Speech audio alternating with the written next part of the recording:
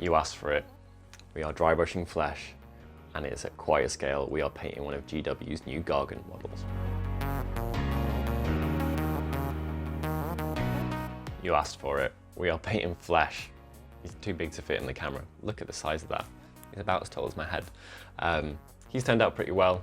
Pretty pleased with this. It is a very characterful model, and it's a perfect one for talking about how to paint large models. So if you do want to learn more about how to paint large models, do stick around to the end. In the outro, I'm going to be covering sequencing, color choices, detailing, and a few tips for painting not just a Gargant, but any large model that you've got.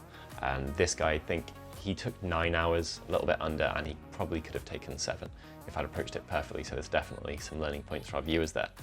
I would like to thank all of you for helping us to get to 20,000 subscribers. We hit yesterday, and we are overjoyed. We couldn't have dreamed of having this much success. So to thank you, the viewers, for getting us there. 3 of you leaving a helpful comment below. So a suggestion for something you'd like us to paint, a theory you'd like us to cover, or a colour that you'd like us to paint, or just telling me I look like Martin Freeman.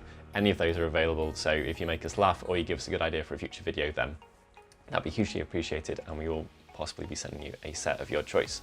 Now, use the timestamps in the description. I've gone through the assembly of this model, which you're free to skip if you want, if you don't find it useful, and just jump to the section that's the most relevant to you, and I will be covering things more in depth in the outro. Let's jump in. As far as the assembly goes, a couple of things I want to scoot through. Now, I have used sponge sanding paper, an X10 blade and an X11 blade, and these are the key things for being able to get into the recesses and sand them, because a lot of the joining points here are hidden in those. I've overglued and then removed the glue by sanding, and finally I've used one of my favourites, Vallejo's plastic putty, to fill in a couple of gaps as well. So I've primed these models separately, these parts separately. So what I'm doing here is I'm just scraping the part where the primer's landed so I can put on a tiny amount of plastic glue, and I mean a tiny amount. So if we take the club, for example, I'm just going to put a couple of dots on at key points.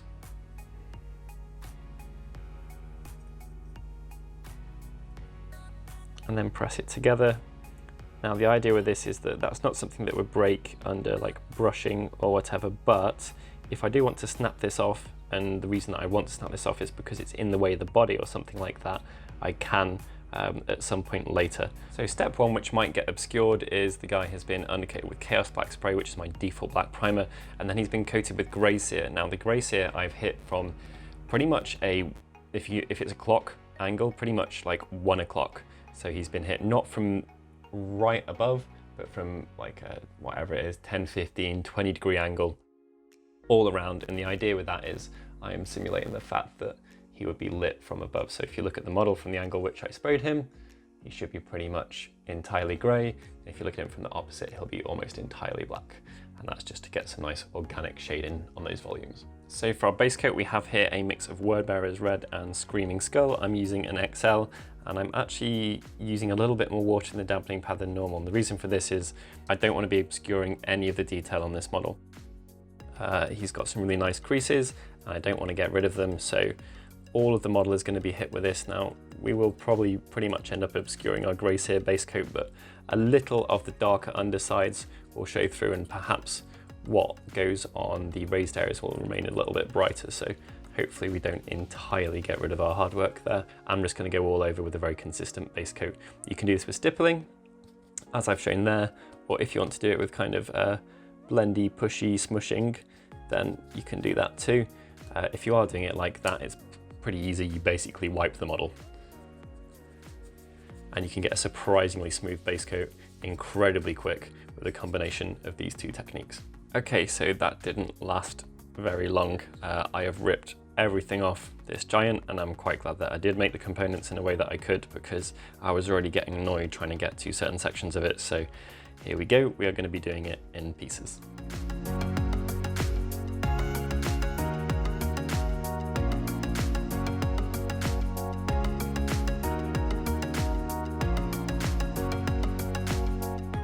Here we are now. It's taken a while, but we are looking at a pretty large model. So basically what you'll probably see that I've done there is I've mixed our colors together, and I've gone in with a more delicate brush. And I mean, most brushes are more delicate than an extra large dry brush. So by delicate, I mean a size 5, which is a fantastic base coating brush. And I've just gone all over it And that's allowed me to get in recesses, get in shaded areas, which you don't have to worry about too much, but you know, it's nice to get a good flat coat everywhere. So for our next stage, we're going to be highlighting this with dry brush. Now you're better off starting off too subtle than too extreme. So what I'd suggest for this is starting, if you're unsure about the mix, just take it to somewhere on the model, take it to somewhere that is downwards facing. If it looks like it might be a bit too dark, then you won't have any issues there, and then you can always proportionally add a little bit more of your light colours to it.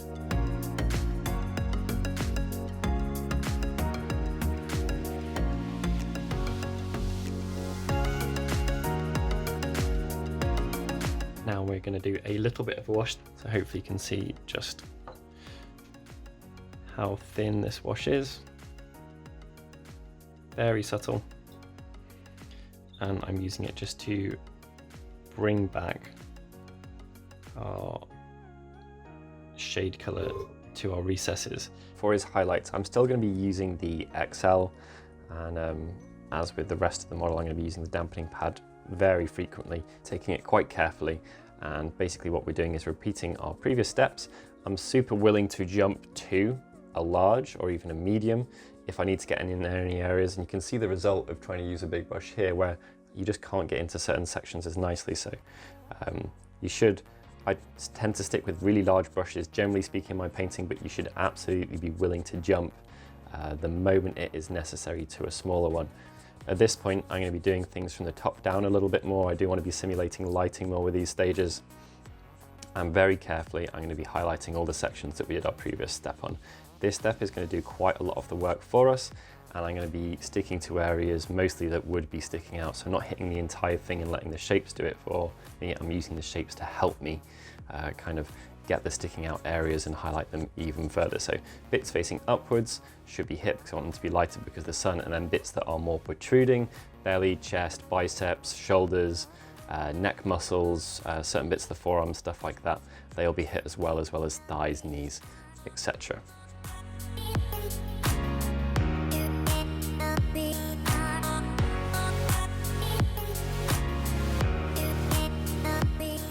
So we are on to a undercoating stage for the leathers. I am going to come back to the skin, but following a paint explosion mishap, which is why I forgot to pause my timer, I'm going to take a little bit of a break and take the opportunity to undercoat our different sections of leather and whatnot that are on the model. Now these are all going to be done in kind of a selection of 2 or 3 different colours. I don't think it fits with the aesthetic of the Gargants that he would have got his clothes all from the same shop. Just doesn't seem very realistic. So I'm going to be using a few nice base coating colours to get a nice flat base coat, and I'll be using a nice big size 5 to do so.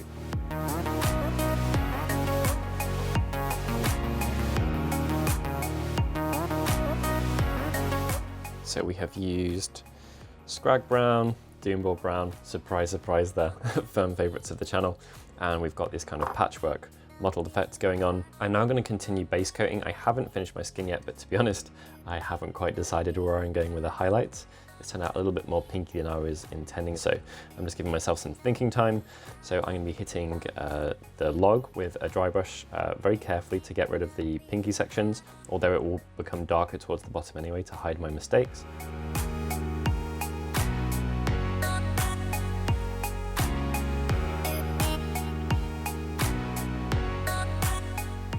Okay, so after some dry brushing, look at that detail, kind of wishing that I had, look at that, it's awesome.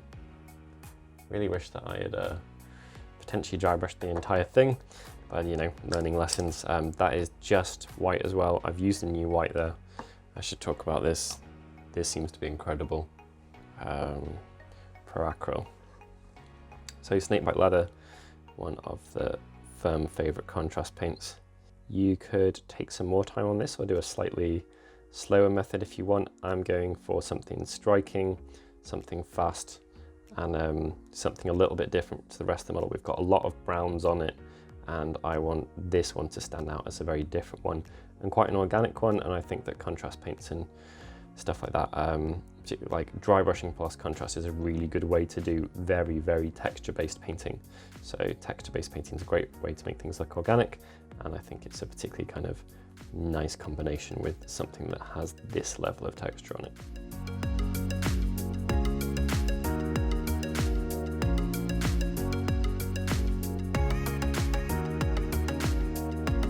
These will be washed down. We're not going to be putting kind of crazy magical looking wizard steel on him, but all the details that are metallic are going to be kind of touched up with this. And then the way that I'm approaching the rest of these details, because it's a speed job, is I'm looking to do them all fast, involving washes. So we're going to scoot over this, all the washes, and then we've got a really nice step, which is I'm going to be using that bright mix of kind of ivory colors to pick out all of the rope details, and that will really make things pop because we've got so many stitches and ropes all over the figure.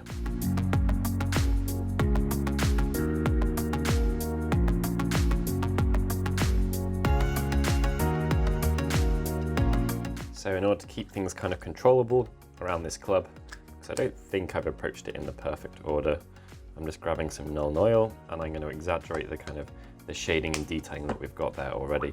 The nice thing about using liquids like this is it really allows you to exactly place your stuff wherever you want, and that in contrast to messy dry brushing is a good way to be able to mop up mistakes or overspill. So often when you've used a wash, things can get a little bit shiny, and dry brushing is a fantastic way just to take the edge off that. I've just got a little bit of Monument's white here, which may be my favourite white I've ever used. Thoughts pending on that. This is the first time I've used it and I'm incredibly impressed. Now with a little bit of dry brushing, it's a great way to just kind of get in there and make sure that, especially on something we want to look dry, stony, it's a perfect way to kind of knock the sheen back off it and just really bring it back into a spectrum that we're happy with. Perfect, exactly what I was looking for. That is no longer too shiny for my liking. Okay, so we've got some real chemistry here going on in terms of the amount of mixing we're doing. We've got a mix of 2 parts Seraphim to 1 part Nuln Oil, and within that we've put a little bit of glaze medium from Vallejo, and if I'm doing any more bulking it will be done with Lamian medium.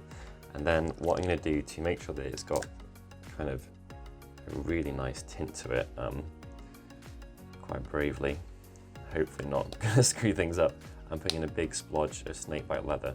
Let's see how this looks. It's most important that it looks good on the leather, because that is going to be the largest part of the model that we are covering with this. Now hopefully what we're going for, we can put some more of the glaze medium in there to achieve this. It's something that settles nicely, is still thick enough to not run down like it is water. You want it to be behaving like a wash, but it collects nicely in the recesses. So I think we've got a really good mix of that. That is going to go all over the model. Every single part is getting hit with this wash that isn't the skin.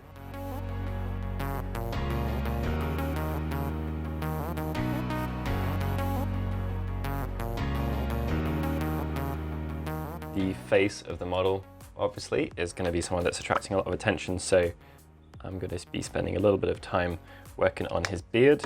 I've already given it a black wash, which is just Vallejo 950 black and water, just to kind of push the contrast there in the recesses. And then dry brushing wise, I'm just going to be adding the Monument white that I've discovered recently, which I really like, to Dawnstone in progressive layers of dry brushing.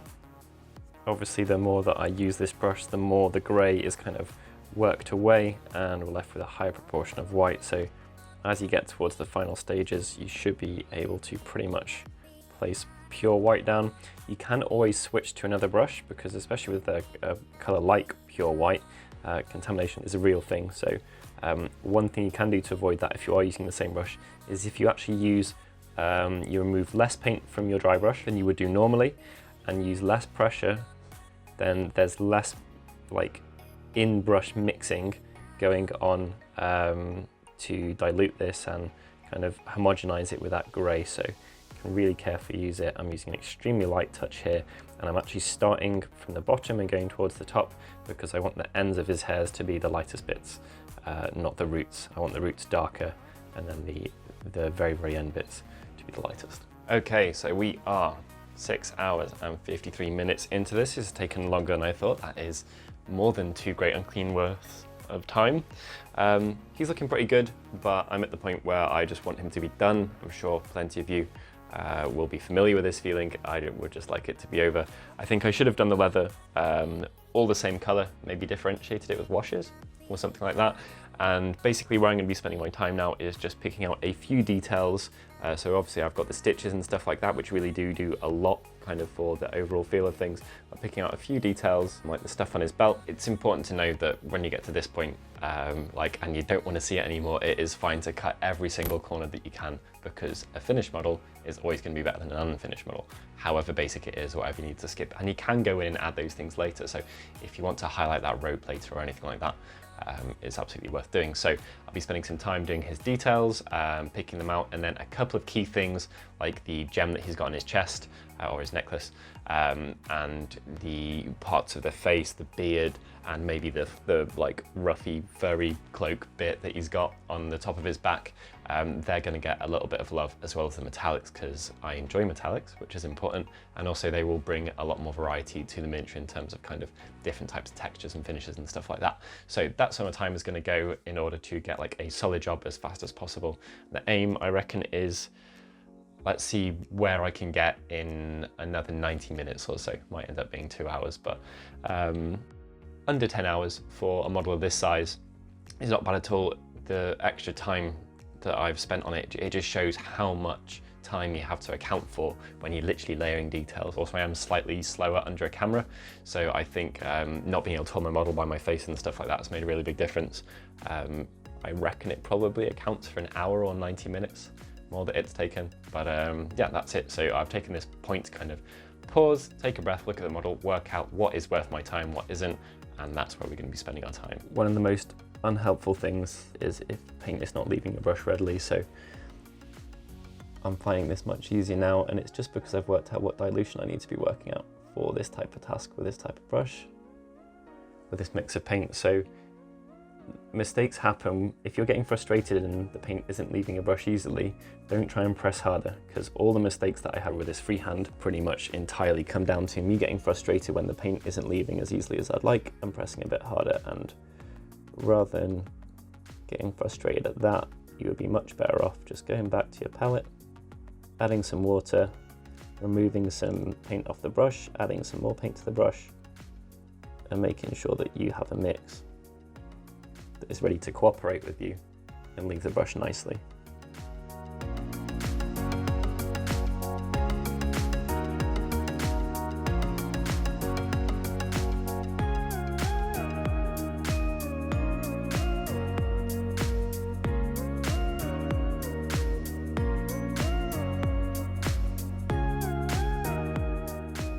Here he is again. He's huge. Really pleased with it, like I said, but it did take me a little bit longer than I was expecting. So a couple of things that I wanted to cover. Number one is sequencing, and by that I mean the order in which you paint things on your model. Now, for something as large as this, one of the most important principles is to do the messiest jobs first, the least controllable ones first, and they're also the ones where you'll benefit from not having to try and do them carefully. So that would be airbrushing, dry brushing, anything that kind of affects an area rather than a specific point like traditional painting does. So they're always preferred at the beginning of a paint job. And the reason for that is you can do stuff messily and kind of perfectly as far as, in this case, the skin was concerned, and then you can neaten up the details around it because you're going to paint them neatly anyway, like the leather, the metallics, you know, anything else like that. So do the messy bits first. Color-wise, I used a little bit too much of my red in my skin mix. If you use a 2/3 bone to 1/3 red mix for your base coat, if you don't want it to turn out quite as pinky as mine did, then I would definitely suggest that. I've taken some notes there next to me. So spending the time where it's needed is another hugely important thing. Like, don't paint stuff that's underneath or behind or hidden if you're trying to get something done fast. I know sometimes it's a bit annoying to know it's there, but you're aiming for a finished model to a high standard as possible, as fast as possible. You're gonna have to make some sacrifices. So the things that you can get away with just being kind of flat. So in this case, the leather, the model could look a lot fancier if I finished the leather, but I think that's probably another 2 hours if I was gonna layer it up or something like that. So I'll be adding another 25% to the finish time of the model or something along those lines. The metallics, however, they are comparatively fast. I enjoy them, which, as I said, is important, and they really do add kind of a core aspect of detail. The other thing was I spent some extra time on the face. I mean, it's just kind of goes without saying, but basically face, base, weapons. If you want a default for where to spend the time on your models, that is it. So if they've got a shield or something big and flat or a cloak, then maybe I'd add that in there. But generally speaking, you want to spend the time where people are going to expect to look. And that is at a model's face, that is at its weapon, covering it in blood, chipping, anything like that. And then any large expanse, that's kind of your foundation for these details that you want to improve upon. So my foundation was my flesh. And then from that, I knew I wanted solid leather, I wanted high quality metallics given the paint job, and I wanted a couple of small details. So I chose his necklace and then the glowing orb on his belt, which are just done with some kind of quick glazing. The orb was done in the same style as the glowing Ghostbuster Nighthaunt that I painted a while ago. And if you spend the right time in the right places, you can get a model that looks far better than it should for the time that you've put into it. And this is one of the key ways to get good looking armies in a realistic amount of time. None of us get quite as much time as we'd like to paint, and you can get so much more out of it if you're willing to put a little bit of time and planning into how you go about painting the model. So that's it. I hope you've liked the video. If you do like it, please give it a like. If you'd like to see us painting more things, or more accurately, more large things, more involved paint jobs, this guy took me quite a bit longer, so let us know if it is worth spending time on, or if indeed you'd like to see kind of army projects, or me trying to paint, I don't know, an army in 24 hours, anything like that. Like I said, you have a chance for winning any set of your choice and any texture palette of your choice just by popping a little comment below with a suggestion or anything helpful that you've got, or some criticism. We'll take it all on board. So thank you very much. Thank you for helping us hit that 20,000 subscriber mark. We are stoked. We'll see you next time.